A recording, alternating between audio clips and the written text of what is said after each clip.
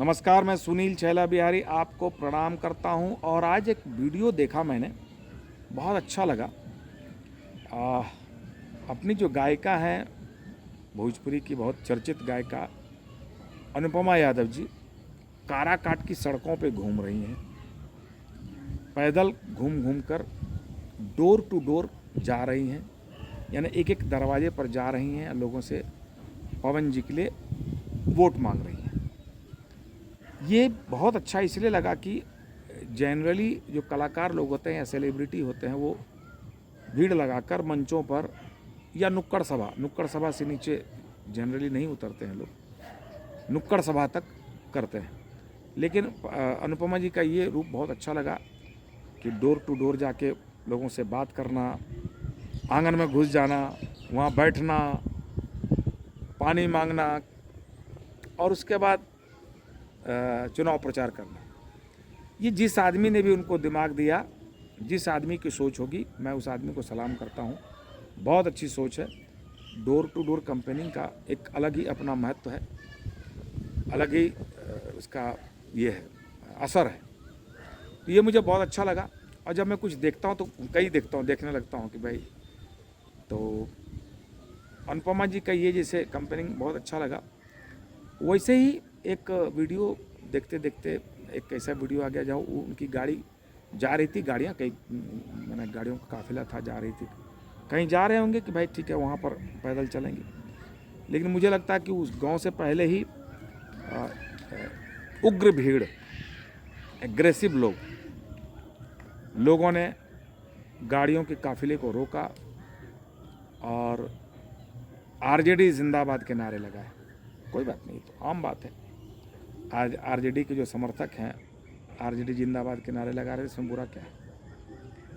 लेकिन आरजेडी जिंदाबाद करते करते फिर वो पवन सिंह मुर्दाबाद करने लग गए।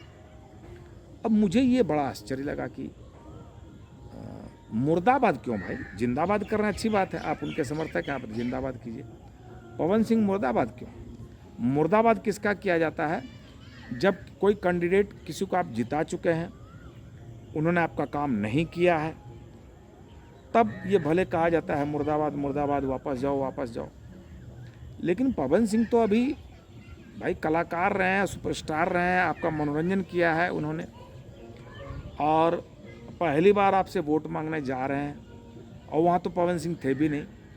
पवन सिंह के बदले मुझे लगता है कि अनुपमा जी का काफिला था, ऐसा लगता है। क्योंकि वो, अगर कुछ गलत होगा तो मुझे माफ़ कर दीजिएगा, क्योंकि पहले अनुपमा जी का क्लोज वगैरह दिखलाया, उसके बाद फिर वाइड में ये दिखलाया। तो अगर किसी का ट्रिक होगा तो सॉरी, ट्रिक मतलब क्लोज कहीं से लगा दिया होगा, ये कहीं से लगा दिया होगा, तो उसके लिए मैं माफ़ी चाहता हूँ।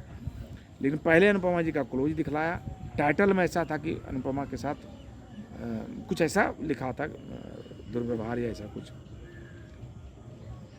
अब वो यही शब्द था, एग्जैक्ट क्या था वो मैं भूल गया, लेकिन कुछ ऐसा था जिसके मैं वजह से देखने लग गया। तो उसके बाद वो,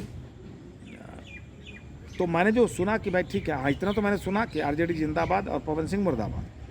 फिर उस गाड़ी को घेरा, हाँ उस गाड़ी को जो घेरा उसमें क्लोज नहीं दिखलाया, उस गाड़ी में अनुपमा यादव थी या नहीं थी। अब मान लेते हैं कि अनुपमा यादव थी, क्योंकि वीडियो में ऐसा दिखलाया गया। तो जो लोग ये कह रहे हैं कि आरजेडी जिंदाबाद, बहुत अच्छी बात है। लेकिन फिर अगर ये कहते हैं कि पवन सिंह मुर्दाबाद, तो ये बिल्कुल अच्छी बात नहीं करना चाहिए। और अगर आपको इस बात की शिकायत है अनुपमा जी से, जो अक्सर बिहार में होता है, उस आधार पर मैं बोल रहा हूँ कि अनुपमा यादव होकर पवन सिंह का प्रचार क्यों कर रही है, तो भी यह तरीका अच्छा नहीं। और मैं बताता हूं कि अनुपमा यादव जी जो हैं, जो पवन जी का चुनाव प्रचार कर रही हैं, तो वो तो अपना कर्ज चुका रही है ना। कर्ज इसलिए कि पवन सिंह साहब ने उनको एक बड़ा ब्रेक दिया। मतलब अनुपमा जी अच्छी गायिका हैं, इसमें तो कहीं किसी को शक है नहीं। लेकिन पवन जी जो बम्बई के सिंगरों के साथ, प्रियंका सिंह के साथ गाते थे, या और भी बड़े बड़े सिंगर्स के साथ गाते थे, उन्होंने कोरोना पीरियड में ये जो गाना बहुत हिट हुआ पुदीना, तो पुदीना में उन्होंने पहली बार अनुपमा जी को ब्रेक दिया। और वो गाना बहुत चला। कहने वाले ये कहते हैं कि भोजपुरी इतिहास का सबसे बड़ा गाना है, तो इसलिए गाना बहुत चला, बहुत हिट हुआ। तो इस गाने में ब्रेक देने की वजह से अनुपमा जी सोचते हैं कि जो मेरे ऊपर पवन जी का कर्ज है वो कर्ज चुकाने हो गई है। और दूसरी बात यह है कि हम कलाकार लोग जो होते हैं, हम लोग जात पात नहीं देखते हैं। हम कलाकारों की कोई जात नहीं होती है, हम सब कलाकार एक होते हैं। अगर जात पात की भावना होती पवन सिंह में तो पवन जी अनुपमा जी को कभी ब्रेक नहीं देते। और आप तो जानते हैं मैंने भोजपुरी इंडस्ट्री में कितने कलाकारों को मैंने ब्रेक दिया है। गायिकाएँ तो लाइन से मैंने इतनी बड़ी बड़ी गायिकाएँ दी है भोजपुरी इंडस्ट्री को, जो भोजपुरी की चोटी की सिंगर साबित हुई बाद के दिनों में। और मेरे द्वारा ब्रेक दिए गई गायिकाओं में कई तो हिंदी में भी बहुत चोटी की सिंगर बनी। कितने एक्टर हैं जो सुपरस्टार की गिनती में आए, लेकिन पहली बार मैंने ब्रेक दिया, उनका भी जात नहीं देखा मैंने। और मैं उनका नाम इसलिए नहीं ले रहा हूँ कि मैं अपने से नाम लूँगा तो वो अच्छा नहीं लगेगा। कई बार वीडियो जिस पर आते हैं कि छैला बिहारी ने फलाने को चांस दिया, तो वो आप रिसर्च करेंगे तो आपको पता भी चल जाएगा। तो हमने कभी जात नहीं देखी, कभी कोई भी कलाकार जात नहीं देखता है। आप देखते हैं पवन सिंह और खेसारी में अक्सर वो टकराव चलते रहता है, लेकिन वो फैंस जात को देख के लड़ाई करते हैं। लेकिन वो कलाकार आज जिसके हमने सुना है कि खेसारी लाल भी जाने वाले हैं, और दोनों की दोस्ती भी बहुत गजब की है। खेसारी लाल पवन को हमेशा अपना गार्जियन बोलते हैं। तो ये जो कलाकार लोग होते हैं, ये हम लोग जात पात मानते नहीं हैं। और आप लोग भी कलाकारों की माने आप लोग भी जात पात को लेकर लड़िए मत। वोट देते हैं तो दीजिए ना वोट भाई, उसमें लड़ने की क्या आवश्यकता है। और जिनके लिए आप लड़ते हैं नेताओं के लिए, उनका तो कोई भरोसा ही नहीं कि कब किसके साथ जाएंगे। वो आज आप उनका जिंदाबाद जिंदाबाद कर रहे हैं, कल वो किसके साथ चले जाएंगे, फिर कल उनका भी जिंदाबाद आपको करना पड़ेगा।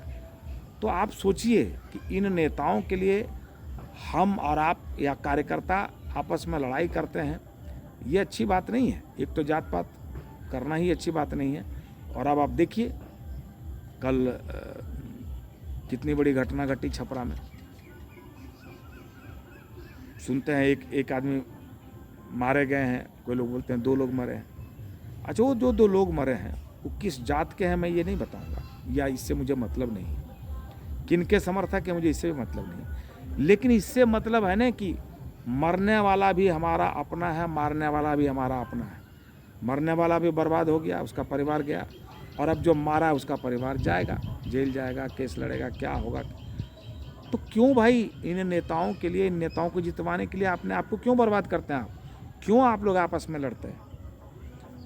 तो होता क्या है, ये नेता तो हो सकता है जीतने के बाद फिर उन्हीं के साथ चले जाए, या कल फिर पलटी मार के उसके साथ चले जाए, उसके साथ चले जाए।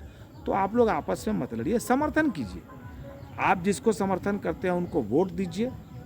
मैं इस बार के चुनाव में आपको बताऊं कि मैं जिनका समर्थन करता हूं, मुझे उनके तरफ से ऑफर आया कि इनका प्रचार कीजिए। मैंने कहा नहीं जाऊंगा करने में प्रचार। मैं वोट डालूंगा, अपने परिवार का वोट भी दिलवाऊंगा, लेकिन मैं प्रचार करने नहीं जाऊंगा कहीं, क्योंकि मैं प्रचार उन्हीं का करता हूं जिनके ऊपर मुझे पूरा भरोसा होता है या कॉन्फिडेंस होता है। कल को मैं प्रचार कर दूं कि आप इनको वोट दीजिए, और मेरी वजह से अगर आपने वोट दे दिया, आप उनके काम करवाने गए, उन्होंने आपका काम नहीं किया या आपके साथ अच्छे से व्यवहार नहीं किया, तो आप तो मुझे बोलेंगे। तो मैं उसी के लिए उसी का प्रचार करता हूं जिन पर मुझे कॉन्फिडेंस होता है।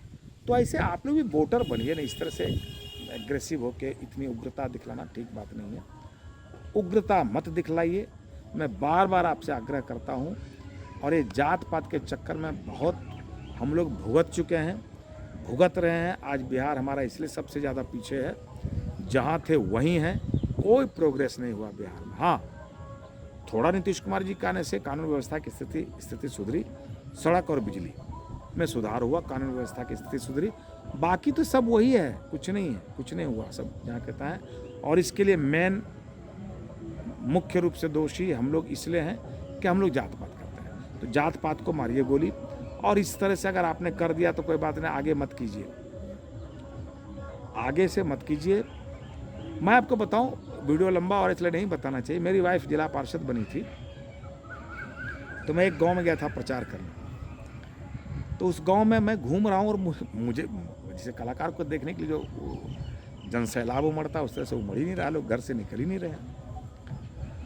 तो मैं फिर भी मैं घूम रहा हूँ भाई, वोट मांगने गया हूँ तो मेरा तो फर्ज है घूमना। मैं घूम रहा हूँ, थोड़ी देर तक जब मैं घूमा तो मुझे लग गया कि यहाँ हमारे समर्थक नहीं है, इस गांव में हमको समर्थन कम मिलेगा। लेकिन थोड़ी देर 10 मिनट घुमा तो फिर बहुत भीड़ हो गई। तो एक दरवाजे पर हम लोग गए। तो दरवाजे पर जब गए तो उन्होंने बहुत अच्छे से शरबत वगैरह पिलाया, सबको कुर्सी उर्सी दिया, बिठाया और शरबत वगैरह बनाने गए। लेकिन उनका चेहरा देख के मुझे ऐसा लग रहा था कि ये लोग मुझे वोट नहीं देगा। तो शरबत वरबत दिया तो हम लोग पूछने लगे कि आप लोग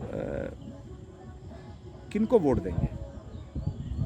तो उन्होंने बोला कि हम लोग फलाने को वोट देंगे।